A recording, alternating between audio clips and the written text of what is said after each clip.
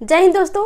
आज हम लोग इस वीडियो के माध्यम से देखेंगे कि सेंट्रल एशिया के अंतर्गत कुल कितने कंट्री आती हैं और कौन कौन से कंट्री आती हैं। तो आज हम लोग इस वीडियो के माध्यम से यही देखेंगे और यह वीडियो जो है आप लोगों के लिए अति महत्वपूर्ण रहने वाले हैं। चाहे आपका कोई पीटी का एग्जाम हो, चाहे वह मेंस लेवल का एग्जाम हो, तो उसमें जो है ये वीडियो आप लोगों के लिए अति महत्वपूर्ण रहेंगे। तो चलिए हम लोग वीडियो को आगे बढ़ाते हैं। तो देखिए सेंट्रल एशिया में जो है कुल कितने देश आते हैं, तो 5 कंट्रीज आते हैं। और ये 5 कंट्रीज जो है यह यूएसएस का ही पार्ट था 1991 से पहले।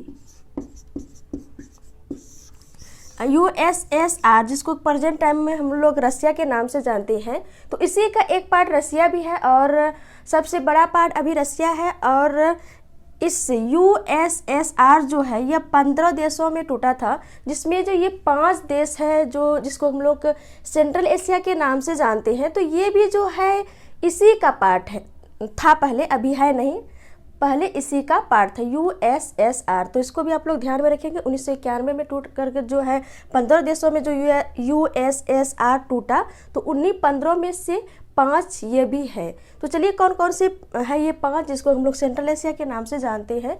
तो इसमें जो है सबसे बड़ा जो एरिया है सेंट्रल एशिया में वह किसका है, कजाकिस्तान का।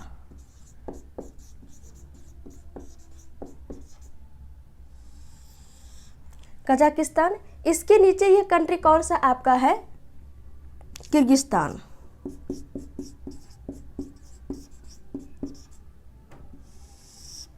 Kazakhstan, Kyrgyzstan. इसके नीचे आपका कौन सा कंट्री है, ताजिकिस्तान। इसके बाद आपका इस साइड में जो है कौन सा कंट्री है, यह आपका है तुर्कमेनिस्तान। और इसके ऊपर आपका कौन सा कंट्री है, तो वह है आपका उज्बेकिस्तान। देखिए सेंट्रल एशिया के अंतर्गत जो ये 5 कंट्रीज आते हैं, तो सभी में देखिएगा कि स्थान स्थान करके लगा हुआ है। तो ये 5 जो कंट्री है सब में जो है स्थान स्थान लगा हुआ है। तो इस तरह से भी आप लोग जो है माइंड में सेट कर सकते हैं कि कौन कौन से जो कंट्री है सेंट्रल एशिया के पार्ट है और ये सारे जो यूएसएसआर का ही अंग था। तो इसको आप लोग जो है अपने माइंड में अपनी तरह से सेटिंग कर लेंगे। तो चलिए हम लोग इसके बारे में कुछ और भी यहाँ पे डिटेल थोड़ा जानते हैं, इसके लोकेशन को जानते हैं कि इसके पीछे इधर इस साइड चारों तरफ कौन कौन से कंट्री आते हैं। तो देखिए इधर जो आपका है चाइना आ जाता है, कौन सा कंट्री, इधर आपका चाइना आ जाएगा। इसके ऊपर आपका रसिया आ जाएगा, किसके ऊपर, कजाकिस्तान के ऊपर आपका रसिया आ जाएगा। इस साइड आपका चाइना आ जाएगा। इसके बाद इस साइड जो है आपका कैस्पियन सागर आता है, कौन सा, कैस्पियन सागर। इधर आपका कैस्पियन सागर, इधर आपका चीन, इधर आपका रसिया। ओके, इधर जो है आपका कौन कौन से कंट्री आ जाएंगे, तो इधर आपका अफगानिस्तान, उसके बाद पाकिस्तान, इंडिया, ये सारे कंट्री यहाँ पे आ जाती हैं। ओके, तो ये रहा आपके, ये लोकेशन रहा सेंट्रल एशिया के बाउंड्री का लोकेशन रहा कि कौन कौन से कंट्री आते हैं। और कैस्पियन सागर, यह इधर है आपका कैस्पियन सागर। और यहाँ पे आपका कजाकिस्तान। देखिए कजाकिस्तान के बारे में यहाँ पे हम लोग मोस्ट जानकारी यहाँ पे प्राप्त करते हैं। देखिए कजाकिस्तान जो है दुनिया का सबसे बड़ा लैंडलॉक कंट्री है। कौन सा कंट्री, लैंडलॉक कंट्री है। और लैंडलॉक कंट्री हम लोग किसको कहते हैं, ऐसा कंट्री जो चारों ओर से भूमिबद्ध हो। ऐसा कंट्री जो कि चारों ओर से भूमिबद्ध हो उसको हम लोग लैंडलॉक कंट्री के नाम से जानते हैं। यहीं पे आप लोग एक क्वेश्चन हमसे राइज करेंगे कि मैम अभी आप जस्ट बोले कि ऐसा कंट्री जो कि चारों ओर से स्थलबद्ध हो, स्थलों से घिरा हुआ हो, उसको हम लोग लैंडलॉक कंट्री कहते हैं। तो फिर आप ही ने बोला कि कजाकिस्तान दुनिया का सबसे बड़ा लैंडलॉक कंट्री है, लेकिन कजाकिस्तान का जो बाउंड्री लग रहा है वह कैस्पियन सागर से लग रहा है। किससे, कैस्पियन सागर से लग रहा है। तो फिर यह कैसे जो है दुनिया का सबसे बड़ा कजाकिस्तान जो है लैंडलॉक कंट्री हुआ, इसीलिए हुआ कि ये कैस्पियन जो सागर है, इसका नाम तो कैस्पियन सागर है। देखिए सागर का मतलब ये नहीं है कि ये कोई सागर है, यह जो कैस्पियन सागर इसका नाम है, लेकिन यह क्या है, झील है। फिजिकली देखिए तो यह झील है। सागर का मतलब यह हुआ कि यह जो जल का जो बाउंड्री है, जितना भाग में ये पानी है, तो इसके चारों तरफ में से कोई एक तरफ जो है खुला होना चाहिए, वह जो है किसी सागर या महासागर से लगनी चाहिए। लेकिन कैस्पियन सागर की बात करें तो कैस्पियन सागर के चारों ओर जो है स्थल है। क्या है? कैस्पियन सागर के चारों ओर स्थल है।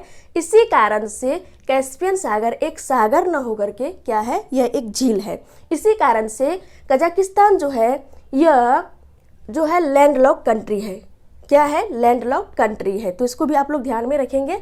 और दूसरे सबसे बड़े लैंडलॉक कंट्री की बात करें तो वह मंगोलिया आता है। कौन सा कंट्री आता है? हमारा मंगोलिया आता है। और यहाँ से एक और क्वेश्चन बनता है, एक अरल सागर। कौन सा सागर? अरल सागर। देखिए अरल सागर का आकार जो है धीरे धीरे जो है बहुत ही कम हो रही है। इसके पीछे रीजन है और क्यों इसका आकार जो है धीरे धीरे इतनी कम हो गई है। पहले थोड़ी बड़ी थी, इसके बाद फिर धीरे धीरे कम हो रही है इसकी आकार। इसी कारण से हो रही है कि देखिए कजाकिस्तान का जो ज़्यादातर हिस्सा या अधिकांश हिस्सा जो है वह क्या है, मरुस्थलीय है, सूखा हुआ एरिया है। उसके बाद आपका यहाँ पे मैं चाइना लिखी थी, यहाँ पे चाइना नहीं है, चाइना इधर आपका होगा, इधर आपका रसिया होगा। ओके, कोई बात नहीं, कभी कभी कंफ्यूजन हो जाती है। तो इधर आपका रसिया होगा, इधर आपका चाइना होगा। तो कजाकिस्तान के ऊपर रसिया है, तो इधर अधिकांश एरिया जो है मरुस्थलीय है। इसके बाद ऊपर जो है रसिया में भी पानी की दिक्कतें हैं। तो क्या हुआ कि अरल सागर से ही नहरें निकाली गई और यहाँ से पानी जो है अदर अदर कजाकिस्तान के पार्ट में फैलाई गई। इसी के साथ साथ रसिया में भी इसी का अरल सागर का पानी को अदर अदर प्लेस में जो है ट्रांसफ़र किया गया। तो इसी कारण से क्या हुआ कि अरल सागर की जो पानी है यहाँ पे इसकी आकार जो है छोटी होने लगी, क्योंकि ये पानी तो अदर अदर पार्ट में ट्रांसफ़र किए गए। इसी कारण से जो है इसकी पानी में कमी आई और इसके आकार में भी कमी आई। तो इसको भी आप लोग ध्यान में रखेंगे। और यह भी क्वेश्चन आता है कि कजाकिस्तान और उज्बेकिस्तान की सीमा पर ऐसी कौन सी सागर है, तो वह अरल सागर है। तो इसको भी आप लोग ध्यान में रखेंगे। तो ये रहा। उसके बाद कजाकिस्तान को हम लोग यहाँ पे थोड़ा देखते हैं कैपिटल को। तो कजाकिस्तान का जो कैपिटल है वह कहाँ पे है, तो अस्ताना, अस्ताना है। उसके बाद आपका किर्गिस्तान, किर्गिस्तान का कहाँ पे है, दुशान्बे।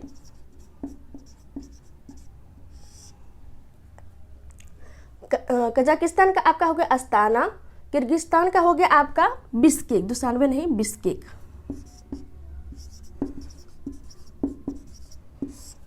ताजिकिस्तान का हो गया आपका दुशान्बे। उज्बेकिस्तान का हो गया आपका ताशकंद और तुर्कमेनिस्तान का हो गया आपका अशखाबाद। तो ये रहा आपके सेंट्रल एशिया के 5 कंट्रीज और 5 कंट्रीज के आपके कैपिटल। उसके बाद इसके लोकेशन कहाँ कहाँ पे है, इसके चारों तरफ कौन कौन से कंट्री या कौन कौन से सागर आते हैं, ये रहा। और उसके बाद ये रहा 5 कंट्रीज। उसके बाद क्या क्या इसकी जो थोड़ी इम्पोर्टेंस है, क्या क्या यहाँ से आपके एग्जाम में क्वेश्चन बन सकते हैं, उसके बारे में हम लोग देखें। और यहाँ पे एक और भी क्वेश्चन यहाँ से आता है, एक तापी प्रोजेक्ट जिसको कि भारत, पाकिस्तान, अफगानिस्तान, उसके बाद तुर्कमेनिस्तान से जो है तुर्कमेनिस्तान, इसके बाद इधर आपका हो जाएगा, मैं यहाँ पे विड्रॉ करती हूँ मैप को, ये आपका अफगानिस्तान हो गया। इसके बाद नीचे है आपका ये पाकिस्तान हो गया। इसके बाद इधर हमारा प्यारा भारत है। तो यहीं से एक प्रोजेक्ट लाए गए हैं, तापी प्रोजेक्ट। कौन सा? तापी प्रोजेक्ट। और ये गैस पाइपलाइन प्रोजेक्ट है। यही तुर्कमेनिस्तान से लेकर के भारत तक जो है पाइप बिछाई गई है, क्योंकि तुर्कमेनिस्तान में जो अधिकांश जो है क्या पाई जाती है, गैस पाई जाती है। इसको जो है समुद्री एरिया से न ले जा करके जो है इसके ज़मीनी स्तर पर से ही इसके नीचे पाइप बिछाई गई है। और इस प्रोजेक्ट का नाम क्या रखा गया है? तापी प्रोजेक्ट। तो ये इस प्रोजेक्ट से भी आपके एग्जाम में क्वेश्चन देखने को मिलता है। तो इस दृष्टिकोण से ये प्रोजेक्ट बहुत ही इंपॉर्टेंट हो जाता है। तो ये रहा आप लोगों के लिए वीडियो। तो आई होप कि वीडियो आप लोग पसंद आए होंगे। यदि पसंद आए इस वीडियो को लाइक करें और ज़्यादा से ज़्यादा फ्रेंड्स के पास इसको शेयर करें। और अभी तक आप इस फैमिली में नए सदस्य हैं तो इस चैनल का लाभ लेने के लिए इस चैनल को सब्सक्राइब करें। तो चलिए फिर मिलते हैं आपके नेक्स्ट वीडियो में। तब तक के लिए जय हिंद, जय भारत।